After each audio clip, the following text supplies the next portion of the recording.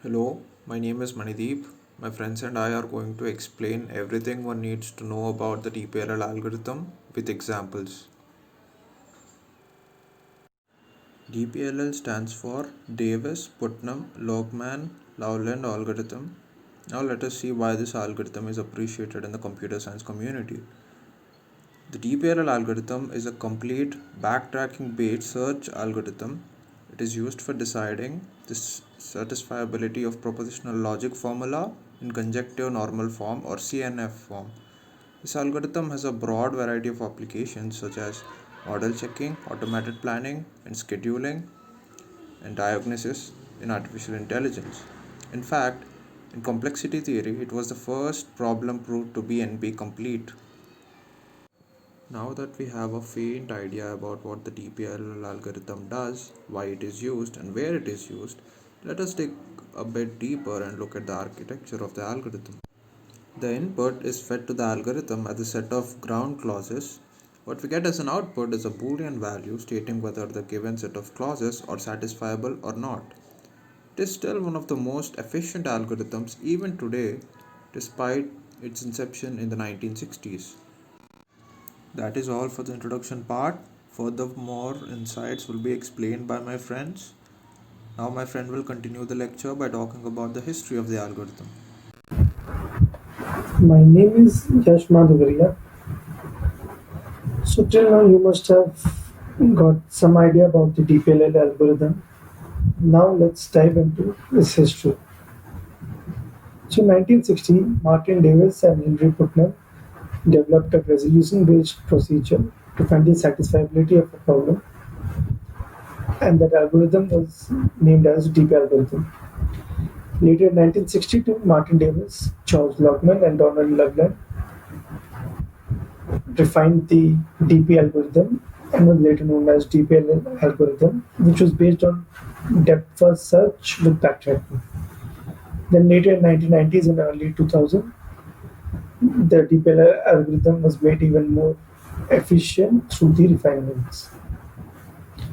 Now let's see the notation and the problem formulation. So the propositional variables can be defined as shown here, and the literals are defined similar to propositional variables or negation of the propositional variables. And the clauses are defined as shown here, and it should be a disjunction of literals. And the formula is derived as shown here, and it should be in the conjunctive normal form. And our goal here is to find whether the formula is satisfiable or unsatisfiable. A formula will be satisfiable if there exists at least one valid interpretation. So moving on to the DPLL algorithm. So what does it do? It checks if the partial assignment makes the formula false, it returns the value false. If it makes the formula true, it returns true. Then it chooses a propositional variable from the formula and it assigns it with a value of 0 or 1 or false or true, and then it searches further. Let's understand this better with the help of an example. Here are 4 given clauses. So first we'll assign A with false, and then the clauses become as shown here. And then we'll check whether the formula is overall false or true. And since it cannot be determined at this stage, so we'll assign B with false, and the 4 clauses look something like this.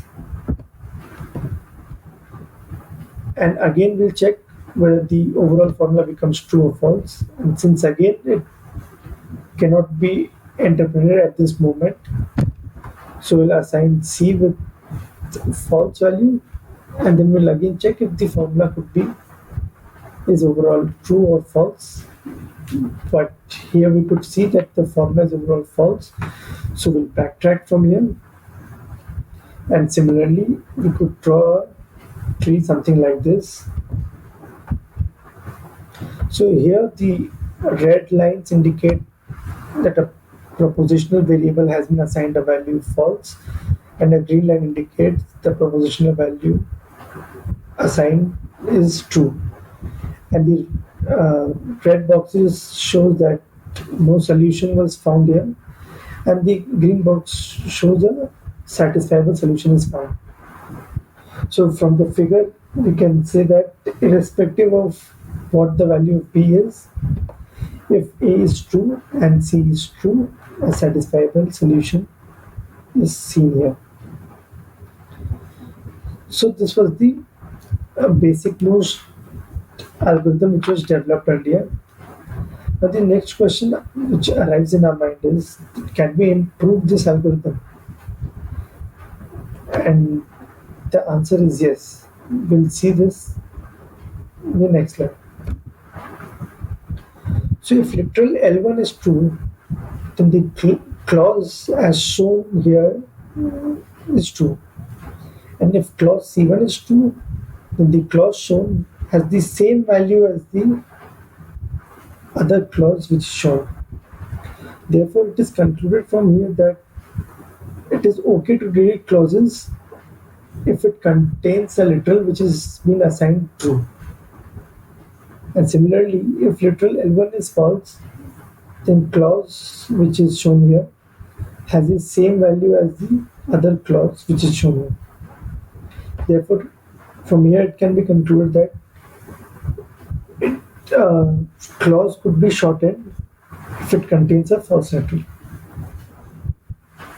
So now the improved algorithm is as shown here. So here first it removes the clauses which contains literal which is true, and then it checks if f contains no clauses, it returns true. And then it shortens the clauses containing literals which are assigned false. Then it checks if f contains empty clause, it returns false. And then again here we choose a propositional variable and assign it with the true or false, and we carry out our search further. Let's understand again with the help of the previous example. So here again 4 clauses given. So our first step here would be to assign the value to A. So let's assign the value false to A. So the clauses become as shown here. So for the first 3 clauses, since false has been assigned, we could reduce these clauses, and in the fourth clause, since true has been assigned, we could remove this clause. So the resultant clause becomes something like this. Now we'll assign the value of B. So let's assign the value of B to false. Here the second clause becomes true, so you could remove this clause, and the first clause contains false, so we'll reduce this clause, and so the resultant clause becomes like this. And now we have to assign the value of C, and let apply the value of C to be false. So one of the clause becomes false, one becomes true, and the overall becomes an empty clause. And as we discussed before, if empty clause is found, it returns false, and it backtracks from here, and similarly the solution could be found. Now my friend will elaborate more about the DPLL algorithm. Continuing from where Yash left, I am Shourya Shashank and I'll explain you about the ways to improve DPLL. From that, let's start with this formula. Looking at this formula, we can pick up one variable. Here we have to make all the clauses true. So there is a clause with just one variable. By choosing the variable value such that the literal becomes true, in this case C, So here C should become false. So now there is no point of branching on A and B. Now we know the value of a variable, so we'll put it right away. This is called unit literals and the process is called unit propagation. This is just like forward checking. We check what are the remaining values, and here we have figured out that C has only one remaining value, which is false. So we pick that up and move on. Now we will shorten the clauses and we are left with not B C, A not B E, D B. And here two clauses have been satisfied. Similarly, we will set B to false. As soon as we set B to false, we have got two other clauses satisfied and only left with D. Now we'll set D to true. Here in this example, we did not do any search, we only did inferences. And this method will make search much easier because at sometimes we won't be doing any kind of search at all. Let us see at this formula. There are no unit literals here. In this case, we'll check if there is a literal which is present in only one form. It's positive or negative. Then we'll assign that literal true because we only care about one solution. And here, D only appears in positive form. So we can set it to true. Now our two clauses have been satisfied. So here we have the simplified formula. In the similar way, we can set B, which only appears in negative form, to false and move on. Finally, we'll have the solution which is B false, D true, and A true. This is called pure literals, a symbol that always appear in the same sign. If we do DPLL on this formula discussed earlier, here there are no pure literals or unit literal. At this point, we cannot set anything. Hence, we'll set a variable true and a variable false and do the search. So let's put a false, and as soon as we set a false, the last formula gets satisfied. Second and third formula becomes unit, and now we can set B and C false, and after putting B and C false we get a failure. So now we can directly backtrack to A. As soon as we put A true, the first three formulas get satisfied, and we are left with unit clause C. So set it. So our final solution will be A true and C true. Now we can see that using the unit literal and pure literal, this solution has been shrunken down by a lot. Now let's talk about the cases where unit literal and pure literal cannot be applied. So this is heuristic search in DPLL. Heuristics are used in DPLL only when there are no unit or pure literal proposition for branching. For this, we first identify the most constrained variable because it's likely to create many unit clauses. So for that, we use Mom's heuristic. This is the most occurrence in the clause of minimum length. Here we pick up the clause of minimum length and take a variable that can reduce the clause. This way, we are able to solve the clause without having much to do. So this was DPLL satisfiability. Now my friend Sayan will give a demo on with a problem statement. Thank you. So hi guys. My name is Sayan and today I'm going to show a demo of the DPLL algorithm that we have written. So let's first go to the problem statement. So we have this problem statement. The problem statement has three variables x1, x2 and x3 and it also has six clauses. So what are those six clauses? First one is x1 or x2. Second one is x1 or negation of x2. Third one is x3 or x2. Fourth one is negation of x3 or x1. Fifth one is x1 or x2 or x3. And the last one is negation of x1 or negation of x2. Now I have written these clauses in the conjunctive normal form. So this is a problem of three satisfiability. If we but we can see that if we plug in x1 equals to 1, x2 equals to 0 and x3 equals to 1, then these equations are satisfiable and the whole thing is satisfiable. Why? Let us plug in x1 equals to 1.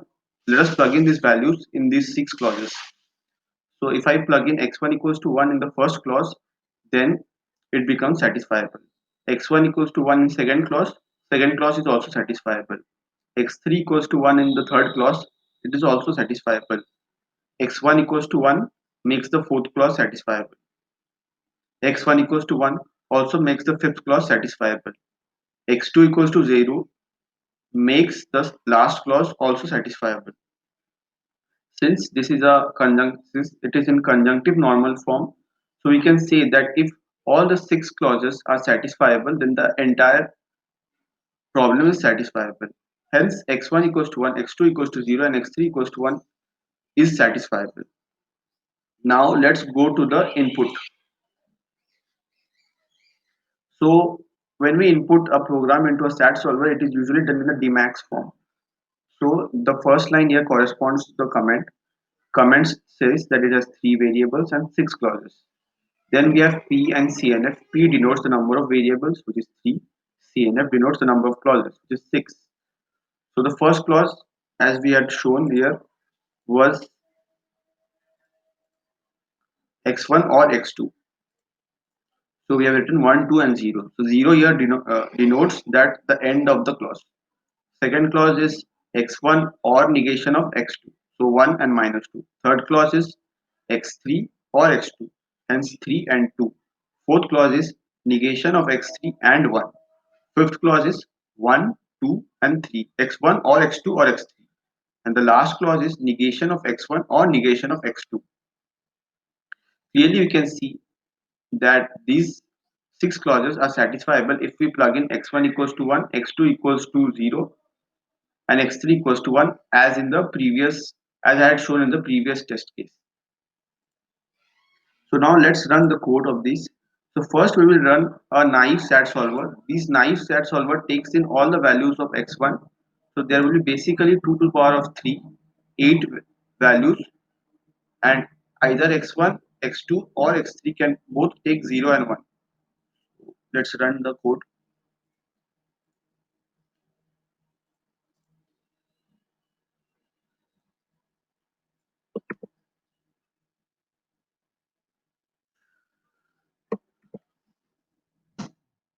So we can clearly see that the answer for this code is satisfiable, and it has shown 1, minus 2, 3, and 0.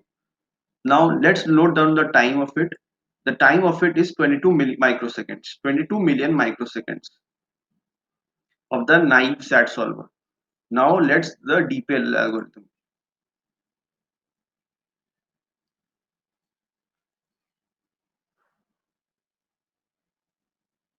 So this is the code for the DPLL algorithm.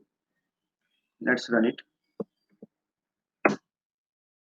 So the DPLL algorithm has also shown the same output, but you can clearly see that the running time of the DPLL algorithm is 2 million microseconds, which as compared to the running time of the naive SAT solver, it took 22 million microseconds. So we can clearly see that the DPLL algorithm performs some smart optimization techniques over the naive SAT solver, and hence its running time is low. Basically, both the DPLL algorithm does is it branches and bounds on different subtrees, and it rejects all those subtrees in which it is clearly sure that there no values could be returned from that tree. So in conclusion, we can show that the DPLL algorithm is essentially a faster algorithm, and it provides quick optimization over the naive SAT solver. The running times of both the algorithm is big O of 2 to the power of n, and in the worst case, both of them would have the same asymptotic running time. Thank you.